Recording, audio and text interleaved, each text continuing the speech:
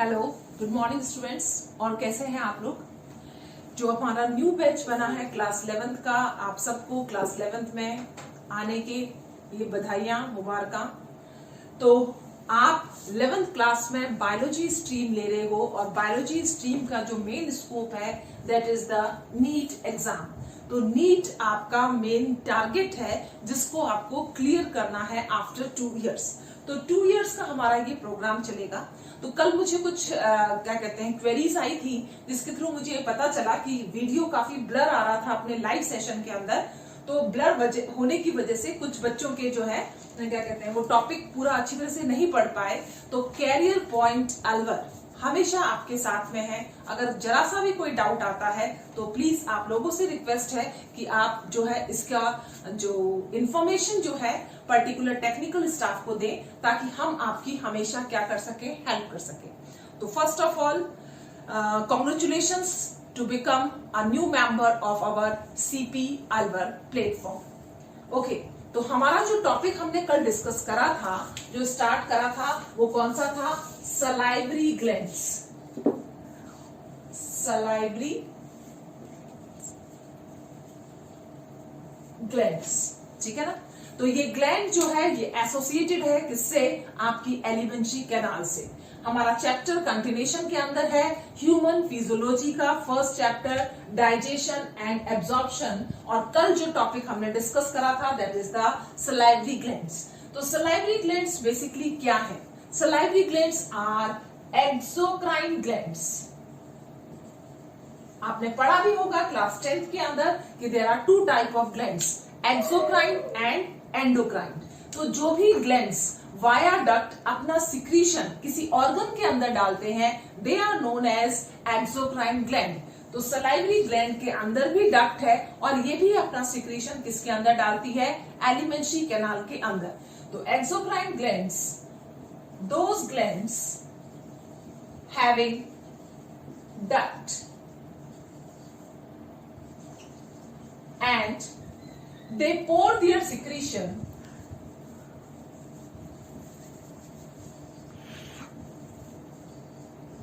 in organ के अंदर अपना सिक्रीशन वो डालेंगे तो हम उसको क्या कहेंगे? Exocrine gland. एक तरफ एक और ग्लैंड्स होते हैं एंडोक्राइन ग्लैंड्स जिनका सिक्रीशन डायरेक्टली क्या होता है? ब्लड में आता है। और वो कैसे ग्लैंड्स होते हैं? Ductless gland. तो ध्यान रखना, एंडोक्राइन कैसे ग्लैंड है? डक्टलेस। और इनका सिक्रीशन किसमें होता है? Pour in blood. So now we are studying which topic? Salivary glands. तो सलाइवरी ग्लैंड का नंबर कितना है? Number of salivary glands in our mouth या बक्कल कैविटी के अंदर की साइड में या माउथ के अंदर जो है ये क्या होते हैं? प्रेजेंट।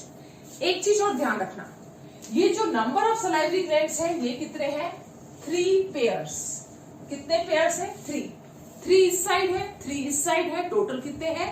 That is 6। तो 3 पेयर्स ऑफ क्या है? Salivary gland.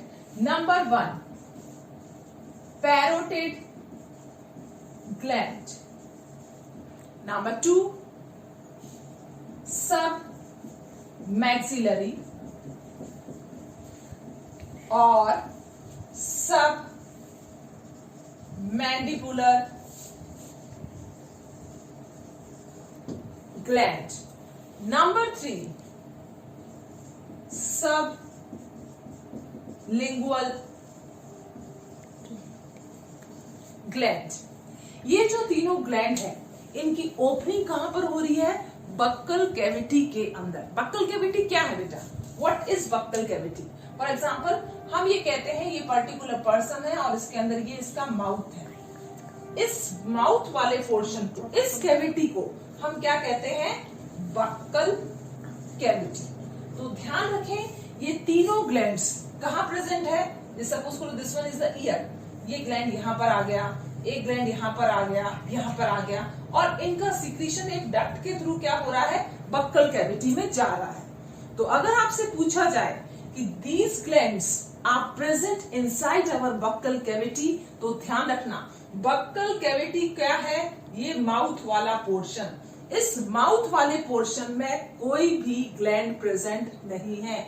Gland buckle cavity के बाहर है, ध्यान रखना बक्कल कैविटी के बाहर है ग्लैंड्स, और इनकी डक्ट की ओपनिंग किसके अंदर हो रही है, माउथ के अंदर। ठीक है ना, सिर्फ डक्ट की ओपनिंग हो रही है, या फिर हम कह सकते हैं बक्कल कैविटी के अंदर क्या हो रही है, इसकी ओपनिंग हो रही है। तो अपने तीन क्या है, सलाइवरी ग्लैंड्स। अब इन तीनों ग्लैंड्स का क्या फंक्शन है, कैसे ये काम करते हैं, इसको हम थोड़ा सा डिटेल के अंदर लेंगे। तो एक्सोक्राइन ग्लैंड क्या है, सलाइवरी ग्लैंड, और सबसे पहला ग्लैंड है पैरोटिड ग्लैंड। तो फर्स्ट ग्लैंड लेते हैं हम पैरोटिड। ठीक है, so next is the parotid gland.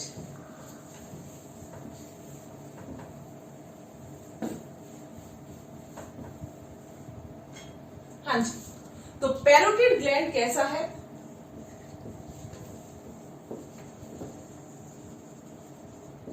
That is the largest salivary gland.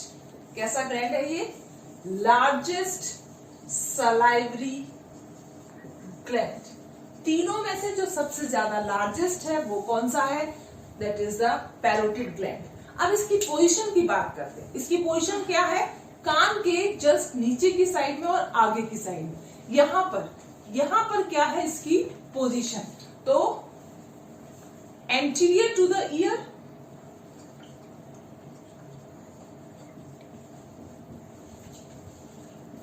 Year के आगे की साइड में थोड़ा सा नीचे, क्या पोजीशन है किसकी, पैरोटिड ग्लैंड की। तो इसकी पोजीशन जब हम देखते हैं तो इसकी पोजीशन कहां आ जाती है, सपोज करो ये क्या है, ईयर, ईयर के पास में यहां पर ये क्या है, पैरोटिड ग्लैंड, और पैरोटिड ग्लैंड की ओपनिंग कहां पर हो रही है, इसकी ओपनिंग होगी ये जो अपर जॉ है, इस अपर जॉ के सेकंड मोलर टीथ में। हमने टीथ पढ़ा था, तो जो सेकंड मोलर टीथ होता है, सेकंड मोलर टीथ, इस सेकंड मोलर टीथ के अंदर क्या हो रही है, इसकी ओपनिंग हो रही है। ठीक है, तो ध्यान दें सेकंड मोलर टीथ के अंदर इसकी ओपनिंग होगी, और इसकी डक्ट को हम क्या कहते हैं, ये वाली duct, that is known as स्टेनसन्स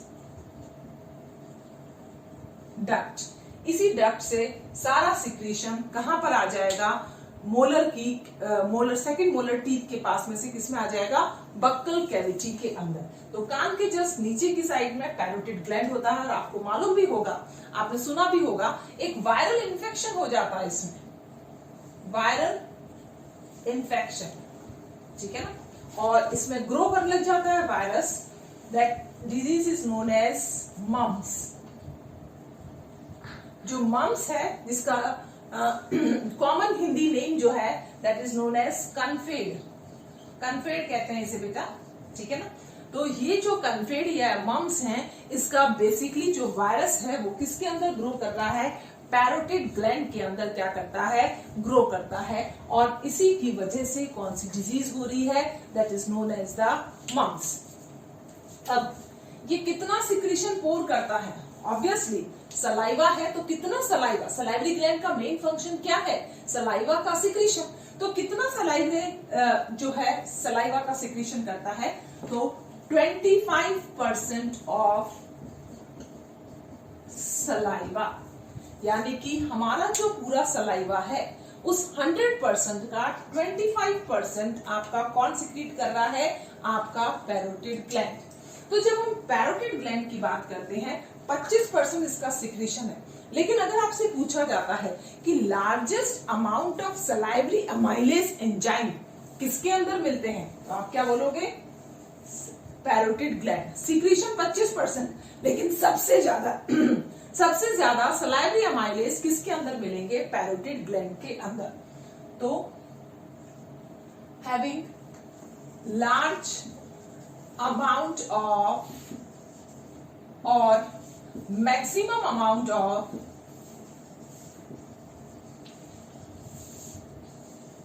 salivary amylase. तो ध्यान रखें सबसे ज्यादा सलाइवरी अमाइलेज एंजाइम जिसका कॉमन नेम क्या है, टाइलिन। इसी को हम क्या कहते हैं, टाइलिन। किसके अंदर आता है, आपके पैरोटिड ग्लैंड के सिक्रीशन के थ्रू जो है आता है। तो ध्यान रखें इस चीज का। ओके, अगर कोई भी सलाइवा का सिक्रीशन होता है तो ब्रेन की क्रेनियल नर्व्स, ध्यान रखें आपके ब्रेन के अंदर क्या है, 12 cranial nerves. This is the general character of the mammals. आपके ब्रेन में कितनी क्रेनियल नर्व्स हैं, 12 क्रेनियल नर्व्स। जो नर्व इस पैरोटिड ग्लैंड को कहती है कि तुम अपना सिक्रीशन करो, वो कौन सी नर्व है, that is stimulated by cranial nerve 9th। तो 9th क्रेनियल नर्व इसको ऑर्डर देती है कि आप क्या कीजिए, अपना सिक्रीशन कीजिए। और उस सिक्रीशन का 25% में सबसे ज्यादा कौन सा एंजाइम पाया जा रहा है, सलाइवरी अमाइलेज। तो इसकी डक्ट को हमने नाम दिया स्टेंसिल्स डक्ट। एक ईयर के इस साइड है और दूसरा ईयर के इस साइड है। ये कौन से ग्लैंड है, पैरोटिड ग्लैंड। और इसी में क्या होता है, वायरल इन्फेक्शन। तो फर्स्ट ग्लैंड अपन ने करा कौन सा वाला, parotid. Now next is the sub mandibular या फिर सब मैक्सिलरी ग्लैंड। क्लियर है। Now next is the sub mandibular, और एक और नाम से बुलाते हैं हम इसको सब मैक्सिलरी ग्लैंड। तो मैक्सिला और मैंडिबल आप जानते हैं। अब मैक्सिला किसे कहते हैं, अपर जॉ को। जो न्यू स्टूडेंट्स हैं वो ध्यान दें, मैक्सिला किसको कहा जाता है, अपर जॉ को, और मैंडिबल किसे कहा जाता है, लोअर जॉ को। तो आपका सिर्फ और सिर्फ एक इकलौती बोन है आपके पूरे स्कल की जो मूवेबल है, that is the mandible. Maxilla कभी भी, अपर जॉ कभी भी मूव नहीं करता है। ओके, सब मैंडिबुलर और सब मैक्सिलरी ग्लैंड ये कहां प्रेजेंट होती है, present at junction of upper and lower jaw. Upper and lower jaw का जो जंक्शन होता है, उस जंक्शन पर कौन प्रेजेंट होता है, सब मैंडिबुलर और सब मैक्सिलरी ग्लैंड। सपोज करो ये अपर जॉ है, ठीक है, और ये है इसका लोअर जॉ। लोअर जॉ, और ये अपर हो गया और ये हो गया लोअर। अपर और लोअर जॉ के बीच में जहां पर ये दोनों मिल रहे हैं पीछे की साइड में, यहां पर इस जगह पर किसकी ओपनिंग होती है, इस पर्टिकुलर सब मैंडिबुलर ग्लैंड की। और ये सब मैंडिबुलर ग्लैंड जो है ये कहां प्रेजेंट होता है, पीछे प्रेजेंट होता है। जो तीसरा ग्लैंड है सब लिंगुअल ग्लैंड। तो यहां पर इसकी पोजीशन आ गई है, दैट इज सब मैक्सिलरी, और मैंडिबुलर भी हम कह सकते हैं, ठीक है। अब क्वेश्चन ये आता है कि इसकी डक्ट को क्या कहते हैं। ये जो डक्ट है इसका नाम है वाटसन डक्ट, क्योंकि वाटसन ने ही इसको क्या करा था, डिस्कवर करा था। Watson duct. तो वाटसन जो डक्ट है, ठीक है ना, वाटसन्स डक्ट है, वाटसन्स डक्ट। तो वाटसन्स डक्ट की ओपनिंग जो है वो कहां पर हो रही है, junction of upper and lower jaw में। और इसका सारा सिक्रीशन किसके अंदर आ रहा है, इसमें। सबसे ज्यादा सलाइवा का सिक्रीशन करने वाला कौन सा ग्लैंड है, दैट इज सब मैंडिबुलर। कितना सिक्रीशन करता है, 70% ऑफ सलाइवा। लेकिन सबसे खास बात कि इसके सिक्रीशन के अंदर सलाइवरी अमाइलेज एंजाइम भी है, प्लस साथ में क्या है, म्यूकस। तो ध्यान दें, जब हमारा सलाइवा होता है तो उसमें म्यूकस भी आता है। तो सलाइवा जितना पतला होगा, जैसे कि अपना पहला वाला कौन सा ग्लैंड था, पैरोटिड, पैरोटिड ग्लैंड का सिक्रीशन वाटरी होता है, तो उसमें सलाइवरी अमाइलेज की कंसंट्रेशन क्या थी, सबसे ज्यादा। यहाँ पर सलाइवा का भी सिक्रीशन हो रहा है, अमाइलेज का भी, प्लस म्यूकस का जो थिकनिंग एजेंट है इसके अंदर, उसका भी सिक्रीशन हो रहा है। इसलिए हम कहते हैं कि ये कंसंट्रेशन में तो बहुत ज्यादा है 70%, लेकिन अमाइलेज एंजाइम सबसे ज्यादा किसके अंदर प्रोड्यूस हो रहा है, पैरोटिड ग्लैंड में। इस चीज का ध्यान रखना, ये क्वेश्चन भी नीट में आया हुआ है। तो 70% ऑफ सलाइवा का सिक्रीशन करेगा, लेकिन salivary amylase is maximum in the parotid gland. Okay, तो सब मैंडिबुलर और सब मैक्सिलरी क्या कर रहे हैं, यहाँ पर क्या करेंगे, ओपन करेंगे और अपना सिक्रीशन देंगे। कौन सी क्रेनियल नर्व, क्योंकि वहां पर क्रेनियल नर्व 9th ये काम कह रही थी, तो ब्रेन की कौन सी क्रेनियल नर्व इनको कहेगी कि आप सिक्रीशन कीजिए, तो ये कौन सी है, stimulated via cranial nerve that is known as 7th। ध्यान रखना, क्रेनियल नर्व को आप हमेशा रोमन लेटर्स में ही लिखते हैं, ठीक है। तो तीसरा जो ग्लैंड है वो कौन सा वाला ग्लैंड है, सब लिंगुअल, नाम से ही पता चल रहा है। लिंगुआ मीन्स होता है टंग, लिंगुआ मीन्स क्या होता है, लिंगुआ मीन्स टंग। तो टंग के नीचे की साइड में जो ग्लैंड है उसको क्या कहा गया है, that is lingua. For example हम ये ले लेते हैं, क्या कहते हैं, लोअर जॉ। लोअर जॉ के अंदर ये वाला पोर्शन क्या हो गया, ये आ गई टंग, और टंग के बाद में यहाँ पर नीचे की साइड में इधर इसके नीचे क्या होगी, एक ओपनिंग प्रेजेंट होगी, और ये ओपनिंग कहां से जा रही है, एक ग्लैंड से जिसका नाम है सब लिंगुअल ग्लैंड। ध्यान रखना, सबसे छोटी डक्ट किसकी है, किसकी है सबसे छोटी डक्ट, दैट इज सबलिंगुअल की, जिसका नाम क्या है, डक्ट ऑफ रिविनस। क्या कहते हैं हम इसको, डक्ट ऑफ रिविनस। तो duct of Rivinus which is the smallest duct.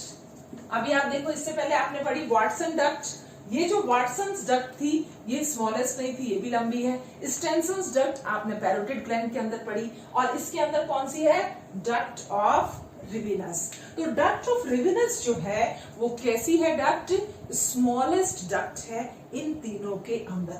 तो ये जब अपना सिक्रीशन देगी, 70% यहाँ पर कंप्लीट हो चुका है सब मैंडिबुलर में, 25% कंप्लीट हो चुका है पैरोटिड में, लेफ्ट कितना बचा है, दैट इज 5% ऑफ सलाइवा। क्या है 5% of saliva, that is sublingual.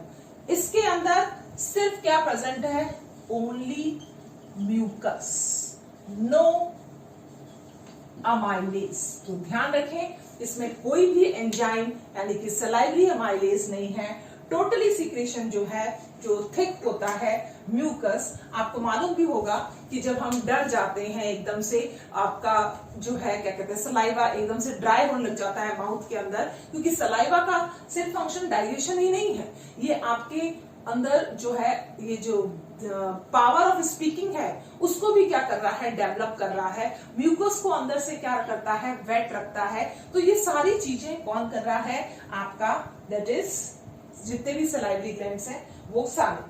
लेकिन ये जो ग्लैंड प्रोड्यूस करेगा उसका सिक्रीशन किसमें रिच होता है, म्यूकस के अंदर रिच होता है। और म्यूकस रिच होने की वजह से इसमें अमाइलेज की कंसंट्रेशन बिल्कुल नहीं है। तो जब हमारा माउथ ड्राई होता है उस समय आपको ऐसा लगता है म्यूकस जैसा, बिल्कुल थोड़ा सा ज्यादा थिकिंग एजेंट आपको माउथ के अंदर लगेगा, that is known as the mucus. तो ये तीनों ग्लैंड्स जो हैं ये क्या कर रहे हैं, अपना सिक्रीशन किसके अंदर डाल रहे हैं, बक्कल कैविटी में। प्रेजेंट नहीं है बक्कल कैविटी में, ध्यान रखना, इस चीज का क्वेश्चन आया हुआ है। They are not present in the buccal cavity but there secretion is present in the buccal cavity. किसका, सब लिंगुअल ग्लैंड का। तो तीनों ये ग्लैंड है। अब हम लेते हैं composition of saliva. Now next is the composition of saliva. Composition of saliva. तो सलाइवा का सिक्रीशन हुआ वाया ग्लैंड्स के थ्रू। इसका कंपोजिशन क्या है? 99.5% क्या प्रेजेंट है? सिर्फ पानी and 0.5% is other solutes. 99.5% water की क्या नीड हुई? ध्यान रखना, जब तक फूड जो है वो मिक्स नहीं हो जाता एक्वेटिक मीडियम के अंदर, वाटर मीडियम के अंदर, तब तक उसका टेस्ट नहीं आता। तो सलाइवा आपकी क्या कर रहा है? एक तो इनर म्यूकस जो लेयर है अंदर की साइड में, माउथ के अंदर ये जो कैविटी बनी हुई है, इसके अंदर ये जो लेयर है एपिथेलियम की, इस म्यूकस लेयर को क्या रखता है? वेट।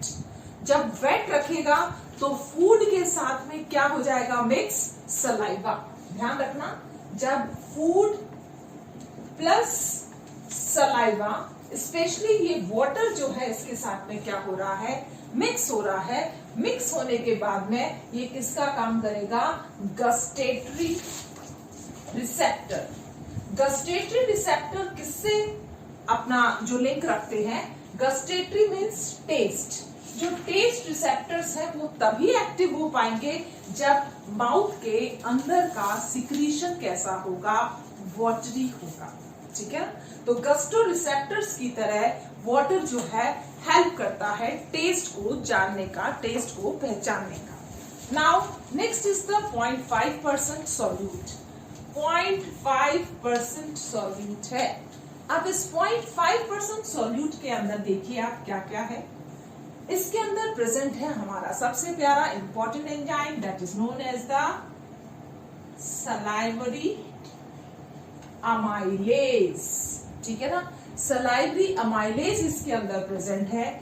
इसी के साथ में इसके अंदर और क्या क्या प्रेजेंट है? आयंस। कौन कौन से? सोडियम, पोटाशियम, कैल्शियम, क्लोरीन, ये सारे आयंस किसके अंदर प्रेजेंट होते हैं? इन्हीं सॉल्यूट के अंदर। इसी सॉल्यूट के अंदर क्या प्रेजेंट है? लाइसोजाइम। लाइसोजाइम क्या करता है? जो बैक्टीरिया को किल कर देगा। माउथ के अंदर कोई बैक्टीरिया आया, लाइसोजाइम गया, बैक्टीरिया को किल कर दिया, इसलिए हम इसको क्या कहते हैं? बैक्टीरियोस्टैटिक। क्या कहते हैं इसको? बैक्टीरियोस्टैटिक। बैक्टीरिया की ग्रोथ को रोक दिया, स्टैटिक रोक देना। ठीक है, तो bacteriostatic. Next main important function है, इसके अंदर क्या प्रेजेंट होता है? थायोसाइनेट। इसके अंदर क्या प्रेजेंट होता है? यूरिया। इसके अंदर क्या प्रेजेंट होता है? Uric acid. इसके अंदर क्या प्रेजेंट होता है?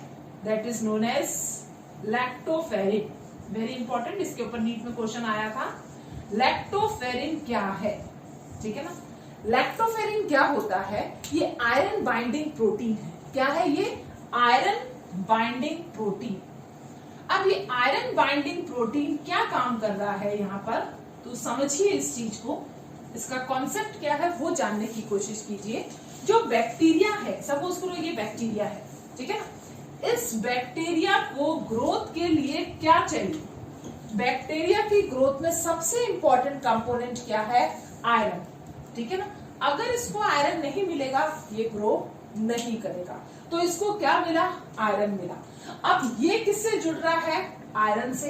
तो यहाँ पर क्या हो गया? लैक्टोफेरिन जो है वो क्या हो जाएगा? इसके साथ में अटैच। और जब ये इसके साथ में अटैच हो जाएगा, इसको क्या कर देगा?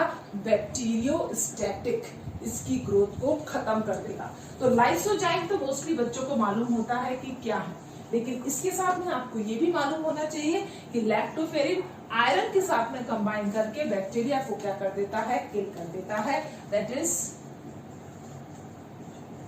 बैक्टीरियोस्टैटिक। एक और खास बात कि जो सलाइवा है पर डे में कितना सिक्रीशन करता है, एक दिन में एक पर्सन के अंदर कितना सलाइवा जो है वो प्रेजेंट होता है या सिक्रीट आउट होता है? That is 1 to 1.5 litre. कितना सलाइवा है? 1 to 1.5 लीटर क्या होता है, इसके अंदर सलाइवा प्रेजेंट होता है। और इसके अंदर क्या है आप देखिए, सलाइवा के साथ में इसका कंपोजिशन जो है उसके अंदर हमें मालूम ही है। कंपोजिशन के अंदर आप देखिए, अगर कोई फूड जो है वो मिक्स हो जाता है सलाइवा के साथ में, अब आप उसको क्या बोलोगे, बोलस। अब वो फूड नहीं बचा, वो सलाइवा के साथ मिक्स हो गया है, उसके अंदर अमाइलेज एंजाइम वगैरह मिक्स हो गए हैं, और मिक्स होने की वजह से यहाँ पर क्या कर रहा है, वो बोलस का नाम दिया जाएगा। एक और चीज ध्यान रखना कि 0.5% सॉल्यूट के अंदर क्या होता है, म्यूकस। और म्यूकस का मेन फंक्शन क्या होता है, लुब्रिकेशन का काम देना। जो आप खाना ले रहे हो या खाते हो उसको आप जो है तोड़ देते हो, तो वो लुब्रिकेशन कौन करता है, उसका म्यूकस। तो म्यूकस का मेन फंक्शन क्या होता है, लुब्रिकेशन। तो फूड को सॉफ्ट करके उसके बाद में उसको लुब्रिकेट करके बॉडी के इंटरनल उसमें ईसोफेगस तक उसको पहुंचा दिया जाता है। तो फूड प्लस सलाइवा क्या कहलाया, बोलस। हाँ जी, पीएच कितना होता है सलाइवा का, बहुत इंपॉर्टेंट है, 10th में आपने पढ़ा भी होगा न्यूट्रिशन के अंदर। What is the pH of saliva? PH of saliva is 6.8, that is slightly acidic in nature. Okay, तो ये हमारा सलाइवरी ग्लैंड्स जो है ये क्या होता है, खत्म होता है। नेक्स्ट हम जो लेंगे that is the pharynx. Pharynx जिसके अंदर तीनों ओपनिंग है, नोज की, लैरिंग्स की और माउथ की। Now next is the secretion of saliva. Secretion of saliva is through which process? That process is known as reflex action. Reflex action आप लोग जानते होंगे क्या होता है, reflex action. Reflex action हम कहते हैं कोई भी स्टिमुलाई आई और उसके अगेंस्ट में आपने तुरंत क्या करा, एक पर्टिकुलर रिफ्लेक्स एक्शन लिया। जैसे हम कहते हैं कि सचिन तेंदुलकर के रिफ्लेक्सेस बहुत अच्छे हैं, तो बहुत अच्छे वो क्या कहते हैं रन जो है वो बना लेता है। तो जितने आपके स्ट्रॉन्ग रिफ्लेक्सेस होंगे वो उतनी जल्दी ही आप बाहर वाले एनवायरनमेंट से कम्युनिकेट बहुत इजीली कर पाते हैं। ठीक है, तो सिक्रीशन ऑफ सलाइवा क्या है, रिफ्लेक्स एक्शन। आपने अच्छा खाना देखा, सलाइवेशन हुआ, तो ये जो प्रोसेस है, ठीक है ना, आपको स्मेल आई, सलाइवेशन हुआ, तो ये क्या है, किसी से आपने स्टिमुलेशन लेके रिफ्लेक्स एक्शन के थ्रू क्या करा है, सलाइवेशन। तो सलाइवेशन जो प्रोसेस है वो रिफ्लेक्स एक्शन है, और रिफ्लेक्स एक्शन भी दो तरह का है। एक होता है inborn reflex. Inborn reflex means by birth आपके साथ में वो आया है, जब आप पैदा हुए उसी के साथ में ही ये रिफ्लेक्स आपके अंदर डेवलप हो गया। लेकिन जो आपने अपने लाइफ टाइम के अंदर जो चीजें एक्वायर करी और उसके बाद में जो रिफ्लेक्स डेवलप हुए, that is known as acquired reflex. तो एक्वायर्ड रिफ्लेक्स आप क्या करते हैं, गेन वाया एक्सपीरियंस। तो पहले आप इसको एक्सपीरियंस करेंगे तभी आप उसको गेन करेंगे, that is known as the acquired reflex. अब आप देखिए इनबॉर्न रिफ्लेक्स, हर बच्चे के अंदर बाय बर्थ जो भी टेस्ट के प्रति एक स्पेशल रिफ्लेक्स होता है। किसी को खट्टा पसंद है, किसी को नमकीन पसंद है, किसी को मीठा पसंद है, तो ये क्या है, इनबॉर्न रिफ्लेक्स। तो इनबॉर्न रिफ्लेक्स किसके हैं, that is of taste. Taste के जो रिसेप्टर्स होते हैं वो इनबॉर्न बॉडी के अंदर प्रेजेंट होते हैं, इसी वजह से आपको एक पर्टिकुलर टेस्ट ज्यादा पसंद आता है, that is known as the inborn reflex. लेकिन कुछ रिफ्लेक्सेस, फॉर एग्जाम्पल आपको साउंड आता है कि खाना बन गया, या एक पर्टिकुलर टाइम के अंदर आपके अंदर सलाइवेशन शुरू हो जाता है, जैसे भूख लग रही है, या आप कोई स्मेल ले रहे हो बाहर, ठीक है ना, आपको बहुत अच्छे लगते हैं, जैसे छोटू क्या मोटू पतलू आप देखते होंगे, मोटू समोसे के बाद में उसका सलाइवेशन जो है बहुत ज्यादा बढ़ जाता है। तो इस तरह का सलाइवेशन जो है वो क्या कहलाएगा, एक्वायर रिफ्लेक्स। ठीक है ना, ये किसी भी स्मेल से हो सकता है, वहां पर यूटेंसिल्स का जो साउंड होता है, यूटेंसिल साउंड से भी क्या हो सकता है, ये प्रोड्यूस हो सकता है। तो ये आपने एक्वायर करा है अपने लाइफ टाइम पर। एक पर्टिकुलर टाइम पर आपको भूख लग जाएगी, या आपको मालूम है कि आज बहुत अच्छा बन रहा है तो आपका सलाइवेशन स्टार्ट हो जाएगा। ये जो पर्टिकुलर जो है ये आप एक्वायर करते हो via experience, that is known as the acquired reflex. और ये वाला आपने कैसे गेन करा है, that is inborn, by birth आपके अंदर आया। और इसी इनबॉर्न रिफ्लेक्स को इनेट रिफ्लेक्स भी कहते हैं। इनेट मीन्स बाय बर्थ। ओके, अब ये रेगुलेट कैसे होता है? सलाइवेशन हो गया, उसको कोई रेगुलेट तो कर रहा है, तो regulation of saliva, regulation of saliva. तो ध्यान दीजिए इस चीज को। आपकी बॉडी के अंदर एक स्पेशल सिस्टम है जिसको हम कहते हैं ऑटोनॉमिक नर्वस सिस्टम। कौन सा सिस्टम कह रहे हैं? ANS, autonomic nervous system. Autonomic nervous system जो है वो कितने टाइप का है बेटा? That is of 2 type. पहला टाइप ऑटोनॉमिक नर्वस सिस्टम का, जिसके अंदर आप क्या कर रहे हो, ऑब्वियसली आपके अंदर कोई इमरजेंसी सिचुएशन आती है या फिर कोई नॉर्मल सिचुएशन रहती है।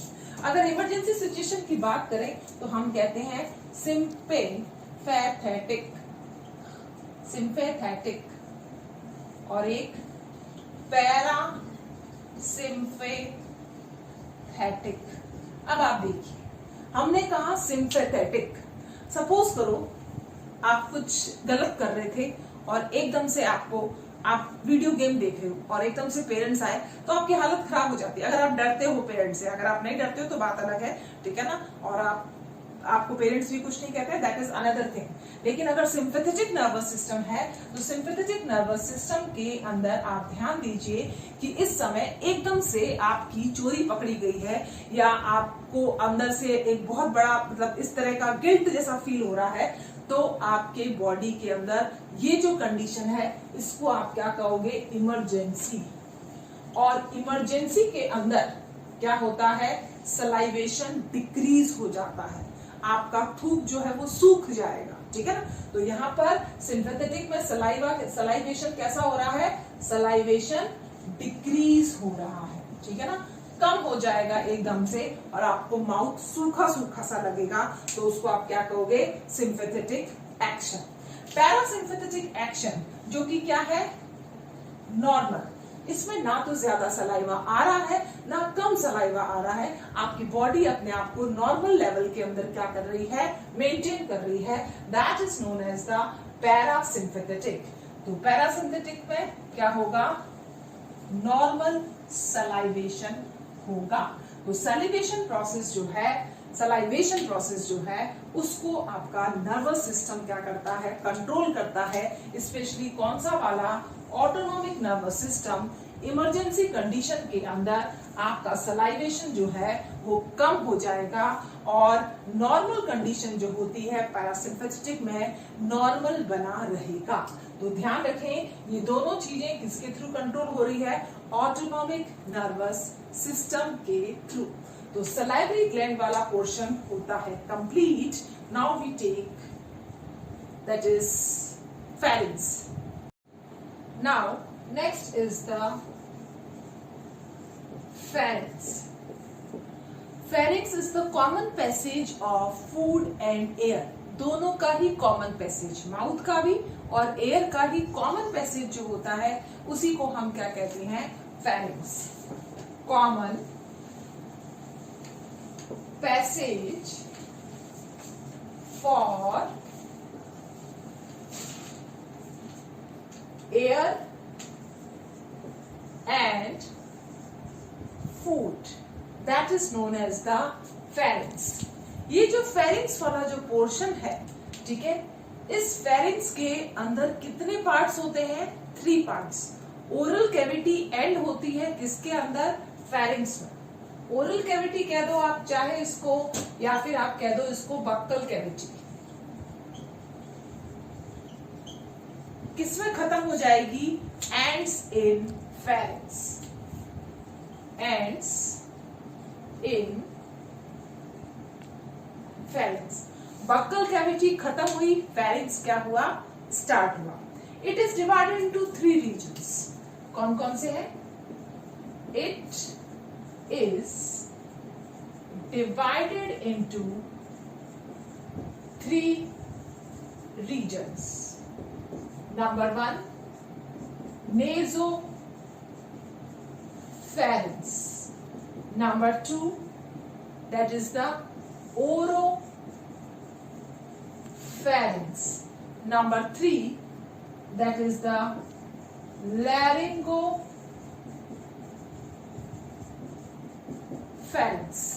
जब हम बात करते हैं नेजोफेरिंक्स, ओरोफेरिंक्स, लैरिंगोफेरिंक्स, तो इसको थोड़ा सा देख लेते हैं।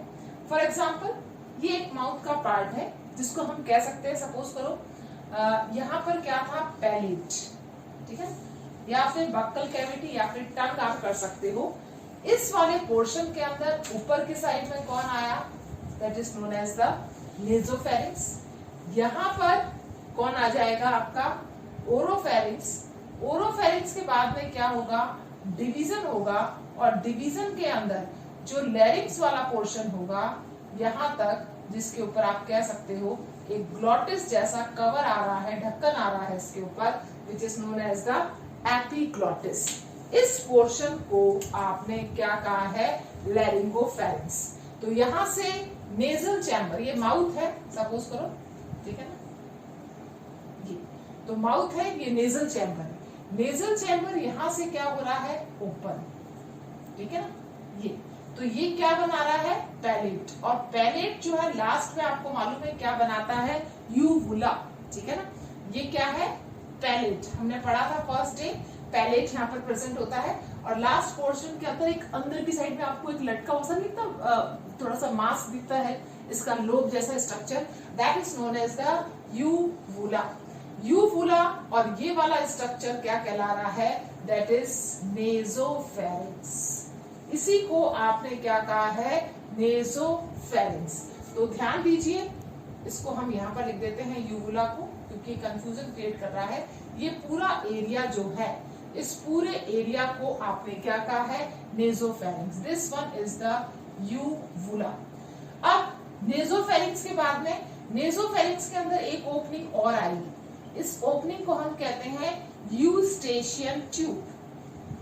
ध्यान दें, मैंने क्या कहा, नेजोफेरिंक्स वाला जो पोर्शन है सबसे ऊपर वाला, इसके अंदर एक छोटी सी ओपनिंग है जिसको आप क्या कह रहे हो, Eustachian tube. Eustachian tube close रहती है, क्लोज्ड, बंद रहती है ड्यूरिंग, जब आप कोई खाना चबाते हो, क्लोज्ड ड्यूरिंग। नंबर 1 ये आना चाहिए आपको, swallowing। नंबर 2 chewing, जब आप कोई चीज चबा रहे हैं, कोई चीज swallow कर रहे हैं, या फिर आप yawning कर रहे हैं, ठीक है ना। इन तीनों के अंदर ही ये यूस्टेशियन ट्यूब, जिसका कनेक्शन कहां से है, आपके ईयर से है। ये यूस्टेशियन ट्यूब की ओपनिंग कहां होगी, अगर यहाँ पर ईयर होता है तो ईयर के अंदर क्या होती है, इसकी ओपनिंग होती है। तो ध्यान दीजिए, जब हम एरोप्लेन वगैरह किसी में जाते हैं तो आपको दोनों साइड का जो एटमॉस्फेरिक प्रेशर और आपका प्रेशर में थोड़ा डिफरेंस आता है, तब आपको डॉक्टर कुछ कहता है कि आप इसको चबाइए। चबाने के टाइम, स्वेलोइंग करने के टाइम ये यूस्टेशियन ट्यूब क्या हो जाएगी, क्लोज, और प्रेशर क्या हो जाएगा, दोनों साइड का मेंटेन हो जाएगा, ठीक है ना। तो ध्यान रखिए, नेजोफेरिंक्स के अंदर एक ओपनिंग थी जिसको आपने क्या कहा, यूस्टेशियन ट्यूब। अब ये वाला कौन सा पोर्शन आ गया है, माउथ वाला। ये पीछे की साइड में जो पोर्शन नजर आ रहा है, इसी को आपने क्या कहा है, ओरोफेरिंक्स। क्या कहा आपने इसको, ओरोफेरिंक्स। और ओरोफेरिंक्स के बाद में ये आगे वाला जो आपको इस ग्लॉटिस के ऊपर ये एपिग्लॉटिस नजर आ रहा है, ठीक है ना, इस वाले पोर्शन को क्या कहा है, लैरिंगोफेरिंक्स।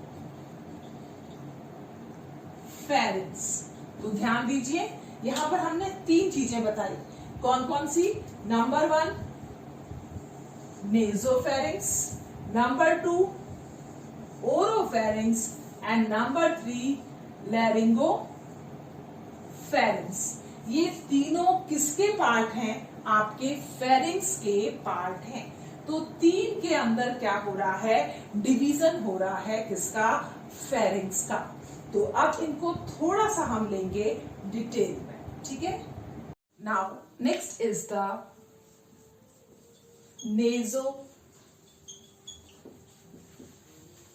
फेरिंग्स। ओके, नेजोफेरिंग्स कौन सा वाला एरिया है? इंटरनल नॉस्ट्रिल से लेकर soft palate. So area between internal nostril and soft palate, इसी एरिया को हमने क्या कहा है? That is known as nasopharynx.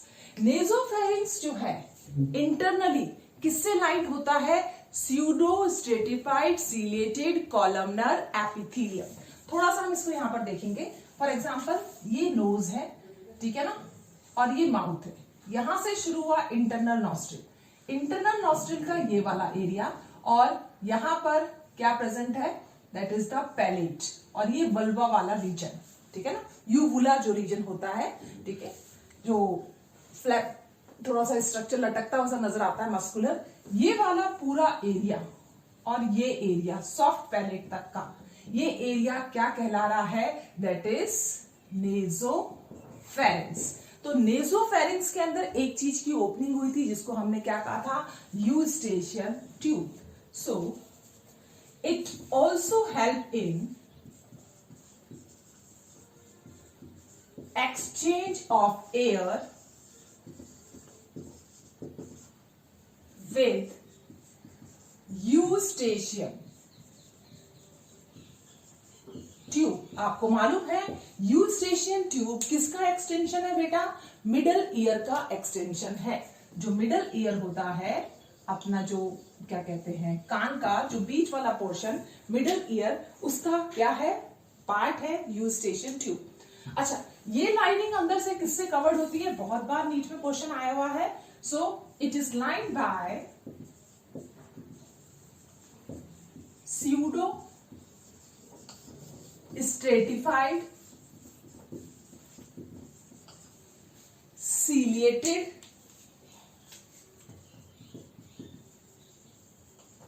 columnar epithelium, ठीक है ना। इससे ये लाइन क्या होगी? कवर्ड होगी, पूरा का पूरा नेजोफेरिंग्स वाला एरिया। शॉर्ट फॉर्म के अंदर लिखते हैं हम P for pseudo, S for striated यानी कि मल्टीलेयर, सीलिएटेड, कॉलमनर, एपिथेलियम। तो ध्यान रखें, नेजोफेरिंग्स जो है वो इंटरनली कौन सी एपिथेलियम से लाइन है? Pseudo stratified ciliated columnar epithelium से। तो यहां पर कुछ एक्सचेंज होगा गैसेस का, ठीक है। नेक्स्ट पार्ट आता है आपका, that is known as oropharynx. अब ये ओरोफेरिंग्स कहां से कहां तक आएगा? ये जो सॉफ्ट पैलेट वाला पार्ट आया है, ठीक है, ये सॉफ्ट पैलेट वाला जो पार्ट आया है, इसके बाद में माउथ की जो बक्कल कैविटी ओपन होगी, ये वाला, ठीक है ना, और नीचे वाला ये पूरा एरिया जहां तक हायोड बोन, एक बोन होती है बेटा यहां पर जिसको हम क्या कहते हैं? Hyoid bone. हायोड बोन तक का पूरा एरिया क्या कहलाता है? ओरोफेरिंग्स। ध्यान दें, मैंने क्या बोला? सॉफ्ट पैलेट से लेकर हायोड बोन तक। हायोड एक इकलौती बोन है जो आपके टंग को क्या करती है? सपोर्ट। ये वो बोन है जो किसी दूसरे बोन के साथ में कभी भी आर्टिकुलेट या जॉइंट नहीं बनाती है। तो ओरोफेरिंग्स वाला एरिया क्या है? एरिया बिटवीन, किसके बीच में बेटा ये area? That is area between soft palate and which portion? That is known as the soft palate. के बाद में कहां तक चलेगी? Up to hyoid bone. ध्यान रखना, हायोइड बोन पे क्वेश्चन आता है। जब हम लोकोमोशन पढ़ेंगे तब इसको डिटेल में पढ़ेंगे। ये वो बोन है जो किसी दूसरे के साथ में कभी नहीं, जितने भी बोन्स हैं हमारी बॉडी की सब एक दूसरे के साथ में अटैच होती है, बट ये बोन कभी किसी के साथ में जॉइंट नहीं बनाती है, इसको अकेला रहना पसंद है। हाँ भैया, ये किससे लाइंड होता है? Lined by non keratinized squamous epithelium, stratified squamous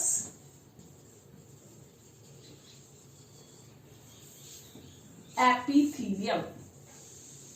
तो ध्यान रखें, non keratinized stratified squamous epithelium, इससे ये लाइंड है। ये भी आप ध्यान रखें, ये भी इंपॉर्टेंट क्वेश्चन है, बहुत बार पूछा जाता है। ओरोफेरिंक्स, जहां पर क्या हो रहा है, दो चीजें आपस में मिल रही हैं। कौन कौन सा? जहां पर आपका विंड पाइप और फूड पाइप यानी कि रेस्पिरेटरी सिस्टम और डाइजेस्टिव सिस्टम, यहां पर क्या मिलेंगे? आपस में एक एरिया जो होगा जहां पर दोनों मिलते हैं, so that is the area for the food and air zone. ठीक है ना? एरिया ऑफ रेस्पिरेटरी सिस्टम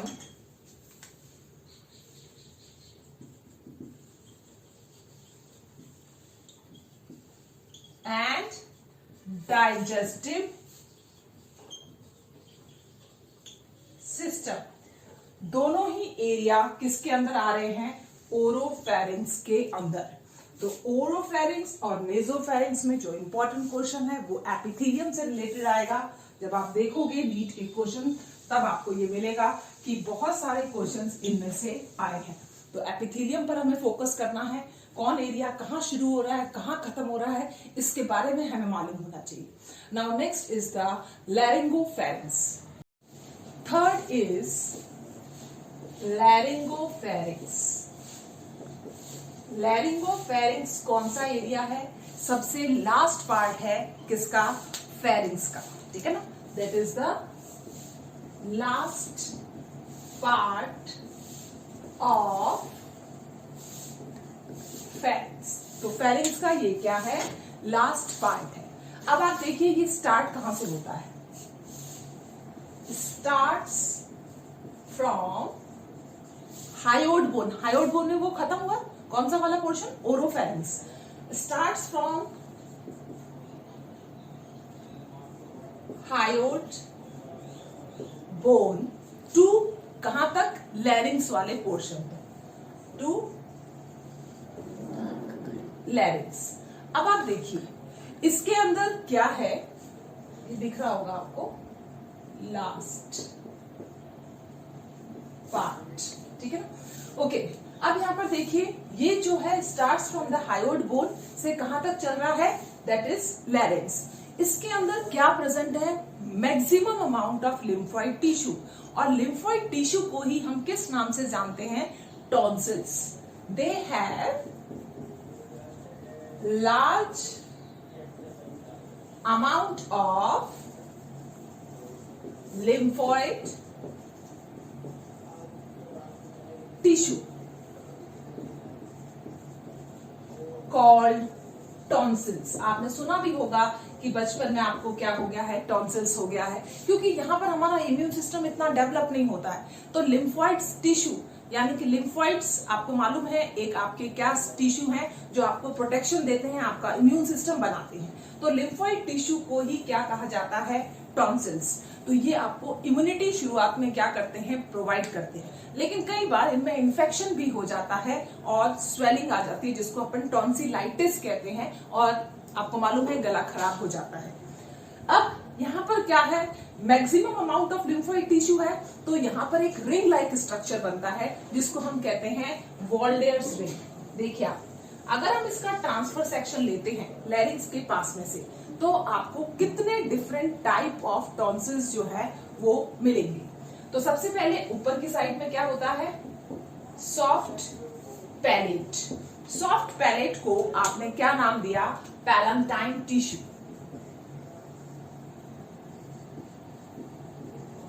इस पैलेंटाइन के अंदर बेसिकली क्या प्रेजेंट है, लिम्फोइड टिश्यू ही प्रेजेंट है। तो पैलेंटाइन टॉन्सिल्स भी आप इसको कह सकते हो। यहां पर क्या हुई, यूस्टेशियन ट्यूब की क्या हुई, ओपनिंग। यहां पर भी क्या प्रेजेंट होता है, प्रोटेक्शन के लिए लिम्फोइड टिश्यू। तो हम इसको कहते हैं ट्यूबल टॉन्सिल्स। क्लियर। नीचे की साइड में ये वाला पोर्शन जो होता है बेटा, यहां पर क्या प्रेजेंट है, लिंगुआ। लिंगुआ यानी कि टंग। तो टंग के नीचे की साइड में भी बहुत बड़ा मस्कुलर मास होता है, इसका लिम्फोइड टिश्यू का, ताकि आपकी बॉडी में इंफेक्शन बॉडी के डीप एरिया में ना जा सके। ये सब क्या काम कर रहे हैं, इस इंफेक्शन को यहीं पर ही रिमूव कर दिया जाएगा, लोकलाइज कर दिया जाएगा इस इंफेक्शन को, ताकि यहां से ही इंफेक्शन किल हो जाए और बॉडी के अंदर ना जा पाए। यही काम होता है किसका, लिम्फोइड टिश्यू का। तो आप एक तरह से कह सकते हो सुरक्षा कवच बन रहा है आपका यहाँ पर। ठीक है, this is known as last lingual tonsils. ठीक है ना, लिंगुअल टॉन्सिल्स। अब आप देखिए ऊपर की साइड में क्या आ गया है, सॉफ्ट पैलेट आ गया है, नीचे की साइड में क्या आ गए हैं, ट्यूबल टॉन्सिल्स आ गए हैं, एंड द लास्ट में आपका क्या आ गया है, लिंगुअल टॉन्सिल आ गया है।